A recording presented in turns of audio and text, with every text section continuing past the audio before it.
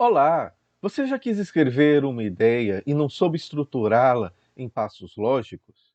Você já teve dificuldade em construir um argumento de forma convincente? Então me acompanhe ao longo desta aula para acabar de vez com essas dúvidas. Vamos seguir o seguinte roteiro. Vamos falar primeiro o que são proposições lógicas, depois os argumentos, como é que se classificam esses argumentos e como fazemos para articular esses elementos básicos em forma de argumentação na escrita. Construção do argumento. Nossas ideias são como a planta de uma casa. Os belos traços no papel precisam de cimento, blocos e areia para se concretizarem. Da mesma forma, nossas ideias precisam ser convertidas em palavras, sentenças e parágrafos para que sejam vistas, sejam comunicadas com outras pessoas de maneira escrita. Em termos lógicos, o bloco construtor de toda a argumentação são as proposições. Mas o que é uma proposição? É uma sentença declarativa que pode ser ou falsa ou verdadeira, mas não ambas as coisas. Ou seja, você não pode ter ao mesmo tempo uma sentença que seja verdadeira e falsa, ou uma coisa ou outra. Vamos ver alguns exemplos? A maioria dos gatos de três cores é fêmea. Então, essa sentença gramatical, ela é considerada uma proposição porque pode ser avaliada ou como verdadeira ou como falsa. Neste caso, é uma proposição verdadeira. Outra sentença que é uma proposição. Ada Lovelace nasceu em 1815. Então, você verifica se ela realmente nasceu em 1815 ou outra data, e daí você tira uma conclusão se essa sentença é verdadeira ou falsa. De qualquer maneira, é uma proposição. O programa continha muitos bugs. Também é uma sentença que pode ser classificada como proposição lógica. Já esta aqui, não. O programa teria compilado se o bug da linha 35 tivesse sido corrigido. Isto aqui é uma suposição. Não há como determinar se isto é verdadeiro ou falso. Outro contra-exemplo de proposição. Quando Turing nasceu? Isso é uma pergunta. Perguntas não são proposições. Corra. Uma ordem também não é uma proposição. Então, proposições são sentenças declarativas. Não pode ser suposição, nem pergunta, nem exclamação. Proposições são sentenças declarativas, a partir das quais a gente pode julgar se são verdadeiras ou falsas, mas nunca as duas coisas ao mesmo tempo. Em termos gramaticais, toda sentença exige um verbo principal. Então, a maioria dos gatos de três cores é fêmea. Então, temos um verbo principal aqui, é, verbo ser. Ada Lovelace nasceu em 1815. Então, temos um verbo principal aqui, nascer. Causando prejuízo às pessoas. Isso não é uma sentença completa, porque falta o verbo principal. Causando é um verbo no gerúndio, não é verbo principal. Socorro. Onde está o verbo aqui? Também nós não temos. Então, essas duas últimas frases não constituem sentenças. E se não são sentenças, também não podem ser, muito menos, classificadas como proposições. Ao escrever proposições lógicas, respeite a memória do seu leitor. Formule poucas ideias a cada sentença. Como aqui. Marte é um planeta e Phobos é um de seus satélites. Uma frase, porém nós temos aqui duas proposições. Marte é um planeta, daí a gente pode tirar se essa proposição é verdadeira ou falsa. Phobos é um dos satélites de Marte, daí também podemos tirar, a partir dessa segunda proposição, se ela é verdadeira ou falsa. Embora tenhamos duas proposições e uma frase só, é fácil do leitor digerir cada uma delas e entender que há duas afirmações diferentes. Já esta frase é muito longa. Essa estratégia é boa quando não é possível reduzir o tempo das tarefas. Isso é uma proposição. Mas se quer realizar o maior número delas. o que vai de encontro em relação ao conceito ideal do professor e escritor Frank Partnoy para realizar uma tarefa.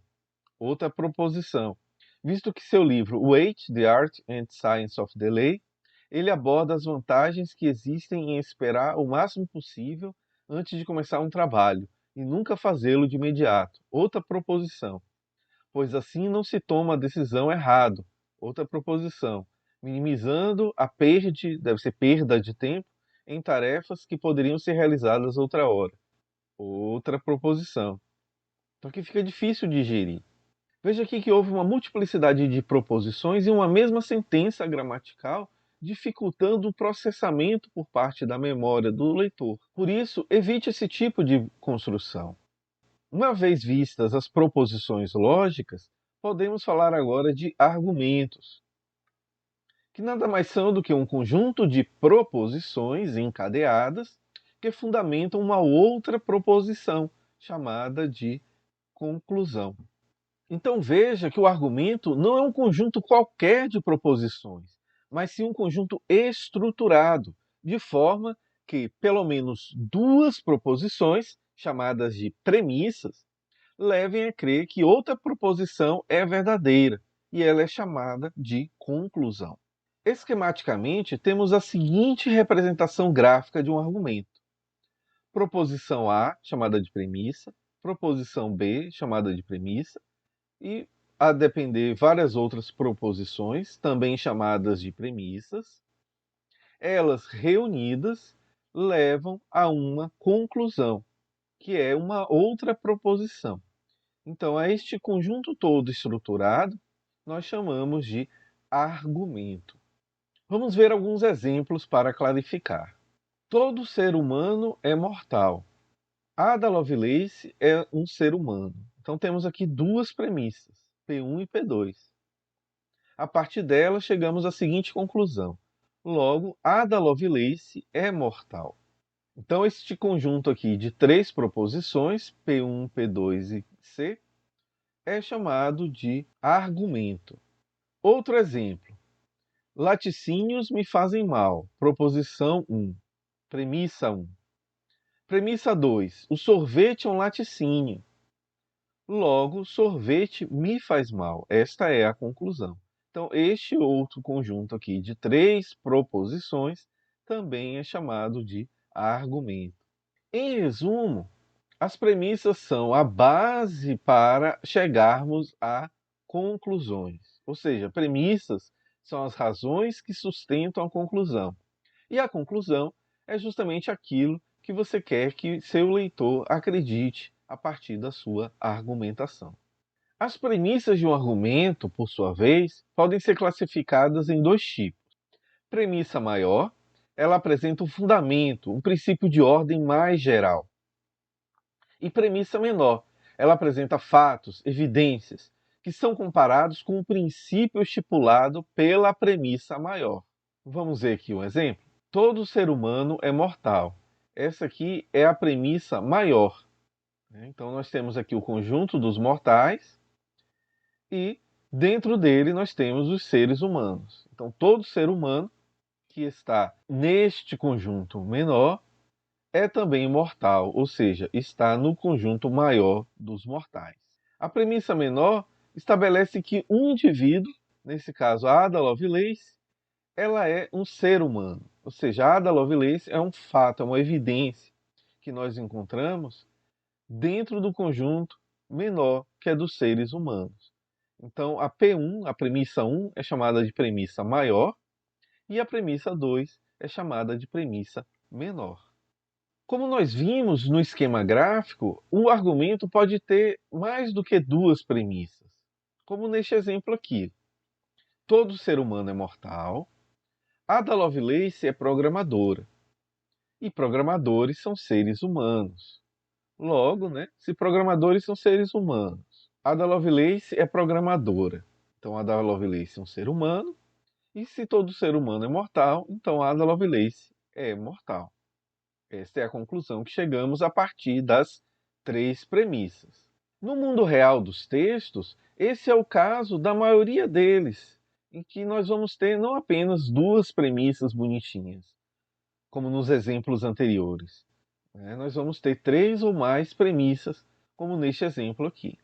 Outro aspecto dos argumentos do mundo real é que algumas premissas vão estar ocultas, pois o autor vai entender que faz parte do conhecimento básico do seu leitor. Como nesse caso aqui. Silvia se graduou em ciência da computação, então ela deve ter passado em textos técnicos. Neste argumento aqui, vamos tentar identificar qual a premissa oculta. A primeira premissa: Silvia se graduou em ciência da computação. A premissa oculta é que para se graduar em ciência da computação é preciso passar em textos técnicos. A partir desta premissa oculta e da premissa explícita, então chegamos à conclusão de que a Silvia deve ter passado em textos técnicos, senão ela não conseguiria se graduar em ciência da computação. Mas você deve ter o seguinte cuidado: a premissa oculta pode parecer óbvia para você como autor, porém ela pode não ser tão clara para a pessoa que vai ler o seu texto. Portanto, na dúvida, explicite as suas premissas. Agora, na terceira parte desta aula, veremos algumas formas de classificar os argumentos. Nosso interesse não é decorar todos os tipos e subtipos de classificações de argumentos, mas sim compreender algumas possibilidades de estruturar as nossas ideias na forma de argumentos. A primeira forma de classificar um argumento é como válido e inválido. Outra forma de classificar o argumento é como bom ou ruim. Notem que esses adjetivos são muito parecidos e podem levar a uma confusão. Então vamos ver cada um deles aqui. O argumento é considerado válido quando a conclusão se segue necessariamente a partir das premissas, como neste exemplo. Aprender linguagem de programação é fácil. Haskell é uma linguagem de programação, premissa menor, uma evidência. Logo, aprender Haskell é fácil. Você pode até dizer que as premissas são falsas, porém, admitindo que as premissas são verdadeiras, se a conclusão segue necessariamente a partir delas, então nós temos um argumento válido. O que não é o caso deste contra-exemplo. Alan é um cientista. Ada é uma cientista. Logo, Ada e Alan são a mesma pessoa. Não tem nada a ver. Cada um é um cientista e não necessariamente uma pessoa é igual a outra.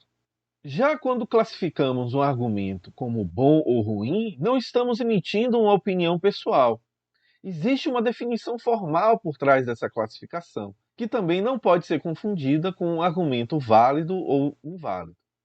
O argumento é considerado bom quando há boas razões para que as premissas sejam verdadeiras. E as premissas apresentam boas razões para acreditar na verdade da conclusão. Então, o argumento bom é aquele que, além de válido, parte de premissas verdadeiras. É o caso deste exemplo aqui. Gatos miam. Garfield é um gato. Logo, Garfield mia. Já este outro exemplo não é um argumento bom. Gatos latem. Isso é falso. Garfield é um gato, verdadeiro. Logo, Garfield late. Isso aqui é um argumento válido, porque a partir das duas premissas eu chego a essa conclusão, que Garfield late. Porém, não é um bom argumento, porque partimos de uma premissa falsa: gatos latem. Então, em resumo, a classificação de argumento como válido ou inválido se preocupa apenas com a consistência da forma, ou seja, se as conclusões são consequência lógica ou não das premissas apresentadas. Já a classificação do argumento como bom e ruim, ela se preocupa não apenas com a consistência interna, como também na consistência das proposições com a verdade, ou seja, com aquilo que observamos a partir do mundo. E como podemos julgar se nossas premissas são boas, ou seja, se elas são verdadeiras? Não existe receita de bolo para isso, mas alguns critérios podem ser aplicados. Nas próximas aulas, quando formos detalhar os tipos de argumentação, nós vamos apresentar critérios específicos. Por enquanto, estes aqui bastam. O primeiro deles é precisão. Quando dizemos que a maioria dos alunos respondeu o questionário Estamos falando de 51% deles ou de 99% deles? Sejamos precisos quando fizermos tais afirmações. Isso também inclui evitar os pronomes indefinidos, alguns, poucos, muitos, e qualitativos de exagero, como a maioria esmagadora, a grande maioria. Sejamos mais específicos. Usemos os números para poder quantificar os nossos argumentos. Outro critério para julgar se o argumento é bom é quanto à suficiência. Uma premissa apenas sustenta o seu argumento ou seria necessário reunir mais premissas, mais evidências? Outro critério é a representatividade. A sua amostra representa a sua população? Os alunos da UFAM representam a classe estudantil brasileira? Outro critério é a autoridade. A fonte de informação de onde você está tirando o seu argumento tem experiência na sua área de conhecimento? E a clareza, né? Evite a maldição do conhecimento. Quando você se especializa muito numa área, você começa a assumir que as pessoas têm como base o conhecimento que você adquiriu ao longo do tempo. Tente voltar à época que você não sabia nada daquele assunto e trate o seu leitor dessa maneira. Vai fornecendo as evidências que você foi ganhando ao longo da sua trajetória, para que a pessoa também consiga seguir essa trajetória e entender o seu argumento. Além da classificação de argumentos como bons e ruins, válidos e não válidos, nós temos a classificação de argumentos dedutivos e argumentos indutivos. Argumentos dedutivos são aqueles em que a conclusão necessariamente se segue a partir das premissas, com 100% de certeza. Já os argumentos indutivos são aqueles em que a conclusão provavelmente se segue a partir das premissas, com algum grau de probabilidade, mas não com 100% de certeza. É claro, considerando sempre que as premissas são verdadeiras. Vamos ver alguns exemplos? Argumento dedutivo. Quando João vai ao RU, sempre pede carne de monstro. João vai ao RU. Logo, João vai comer carne de monstro. Então, considerando que o João sempre tem esse comportamento, uma vez que sabemos que ele vai ao RU, ele vai comer esse tipo de carne. Já como argumento indutivo, temos este exemplo aqui. O direito da mulher ao voto só foi conquistado após muita luta. O direito da mulher frequentar universidades só foi conquistado após muita luta. O direito da mulher a oportunidades iguais de emprego só foi conquistado após muita luta. Então, qual a conclusão que chegamos a partir dessas três evidências? Que todos os direitos da mulher só foram conquistados após muita luta. O que pode acontecer aqui? Se por acaso alguém apresentar alguma evidência de algum direito de mulher que não tenha sido conquistado a partir de muita luta, então este argumento aqui estará inválido. Para finalizar esta aula, vamos abordar agora como funciona essa argumentação, as suas classificações na escrita. Nós temos um plano mental, onde pensamos em conceitos, a partir desses conceitos formulamos juízos e a partir dos juízos formulamos raciocínios. Mas tudo isso se passa no campo mental, na nossa mente. Quando precisamos comunicar isso para outra pessoa, precisamos estruturá-la de forma lógica.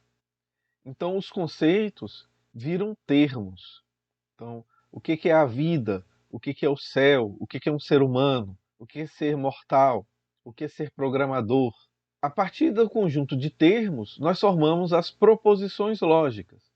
Ada Lovelace é programadora. Seres humanos são mortais. E a partir do conjunto de proposições, formamos os argumentos. Mas essa camada de estruturação lógica, ela tem que ser convertida em termos de palavra escrita. Então, cada termo vira uma palavra. O conceito de Ada Lovelace, que é um termo lógico, vira uma palavra gramatical, um substantivo. Nasceu, isso é um verbo, é um conceito de nascer. Então, esse termo é transformado em uma palavra, verbo. Da mesma forma que um conjunto de termos forma uma proposição, um conjunto de palavras forma uma sentença. E da mesma forma que um conjunto de proposições forma um argumento, o conjunto de sentenças vai formando um parágrafo. Veja que este conjunto de planos aqui, de ideias, planos de lógica e plano gramatical forma justamente a base da divisão da nossa disciplina em módulos. O módulo de leitura, ele focou mais no plano mental, no plano das ideias. O módulo atual de argumentação está mais preocupado em como estruturamos as nossas ideias em forma de argumento. E mais tarde, os módulos 3 e 4 estarão tratando sobre a clareza e o polimento gramatical para que o nosso leitor possa fazer a viagem reversa do parágrafo chegar no argumento e do argumento chegar no seu raciocínio como autor. A partir dessa estrutura, compreendemos o porquê de algumas recomendações de redação. Por exemplo, todo parágrafo deve ter 2 ou mais sentenças. Por que isso? Isso porque o parágrafo ele é um argumento, ele corresponde a um argumento. E todo argumento ele é formado por proposições. Proposições são sentenças. Então, se um argumento é formado por mais de uma proposição, então o parágrafo deve ser formado por mais de uma sentença. Então, a estrutura típica de um parágrafo é formado por premissas, cada uma delas colocada em uma sentença, conclusão, que é o famoso tópico frasal, é aquilo que você quer convencer o seu leitor, e com isso seu parágrafo tem que ter pelo menos 2 períodos. Por outro lado, um texto escrito não é composto apenas de argumentos. Que outras estruturas podemos ter em um texto? Nós podemos ter prescrições, como esta aqui. Todo mundo deveria assistir a uma aula de filosofia. Um texto escrito pode conter descrições, como esta. Os 20 voluntários foram divididos em 2 grupos. Cada grupo utilizou um aplicativo diferente. O texto escrito pode ser formado de questões. E qual o impacto da IA na ética profissional? O texto escrito pode ser formado a partir de comandos como este. Abra o console e digite o comando ls. E um texto escrito pode ser formado de explicações como esta. O computador não ligou porque a tomada estava danificada. Entre essas 5 estruturas possíveis, a estrutura de explicação é a mais confundida com o argumento, com a argumentação. Mas elas são construções distintas. Vamos ver qual a diferença? Olha, um argumento ele parte de premissas e chega a conclusões a partir de uma inferência. As premissas são fatos aceitos. Da mesma forma que o explicado, ou explanando em latim, também é um fato aceito. E esse fato aceito, no caso da explicação, tem explicações. E as explicações prestam esclarecimentos a esse explicado. Vamos ver um exemplo para ver a diferença? Temos um fato, o pneu furou. Um argumento em torno disso seria estruturado da seguinte forma: pregos perfuram pneus de carro e seu veículo acabou de passar por cima de um prego. Logo, seu pneu está furado. Então, qual a conclusão aqui? O pneu está furado. Como é que eu cheguei a essa conclusão? A partir das premissas. Pregos perfuram pneus de carro e seu carro passou por um prego. Logo, o seu pneu só pode estar furado. Já um exemplo de explicação seria o seguinte: o pneu do carro está furado porque passou por cima de um prego. Ou seja, você tem um fato, o pneu do carro está furado. Então a explicação é: passou por cima de um prego. Portanto, resumindo toda esta aula, nós temos o seguinte: a conclusão é o ponto de partida. É aquilo que você quer que seus leitores acreditem. A ela nós chegamos a partir das premissas menores, que são as evidências que fundamentam essa conclusão.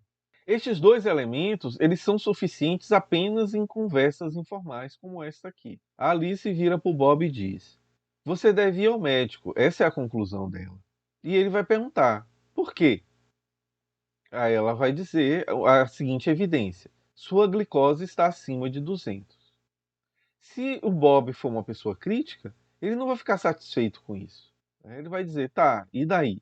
Então isso nos leva a uma estrutura mais sofisticada da argumentação. Além da conclusão e das premissas menores, nós temos que ter o fundamento, ou seja, aquela premissa maior, que vai fazer justamente a inferência das premissas menores, os fatos, as evidências, à conclusão. Mas isso aqui também ainda não é suficiente ao pensamento crítico, porque podem haver ressalvas, que é o que acontece neste exemplo. A Alice continua dizendo ao Bob que ele precisa ir ao médico, justamente porque a glicose dele está acima de 200. Ele vai perguntar e daí? Ela vai partir do seguinte fundamento. Uma leitura acima de 120 é um forte indício de diabetes. Como a leitura dele está em 200, então ele tem que procurar um médico, porque provavelmente ele está com diabetes. Mas ele pode refutar ainda o argumento da Alice, né? Seu aparelho pode estar descalibrado. Então o Bob pode estar com a saúde perfeita, mas o medidor da Alice pode estar descalibrado e afirmando incorretamente de que ele está com diabetes. Então, um argumento completo é formado não apenas das conclusões, das premissas menores e das maiores. É também formado das ressalvas. Como você pode refutar as ressalvas que as pessoas podem fazer ao seu argumento, que impedem que as premissas menores cheguem diretamente nas conclusões? É o que a Alice faz neste exemplo. Além de dizer que a glicose está acima de 200 e de dizer que uma leitura acima de 200 é um forte indício de diabetes, ela ainda afirma que a leitura deve estar correta, porque o aparelho foi calibrado justamente ontem. Então, encerramos esta nossa aula voltando a esta figura da argumentação completa, formada pela a conclusão, que é aquilo que desejamos chegar. Temos as premissas menores, que são os fatos, as evidências. Devemos sempre esclarecer ao nosso leitor qual o fundamento que leva as nossas evidências à conclusão. Não vamos considerar que o leitor já saiba isso de cara. E nós temos as objeções, as refutações a possíveis ressalvas que o nosso leitor possa fazer aos nossos argumentos. Justamente porque este caminho aqui não é reto, bonitinho, como nos exemplos da Ada Lovelace é mortal. Na argumentação da vida real, esse caminho entre premissas menores e conclusão é um pouco mais tortuoso. Para saber mais sobre argumentação, recomendo esta bibliografia que está colocada aqui no final dos slides. Muito obrigado pela atenção e até a próxima.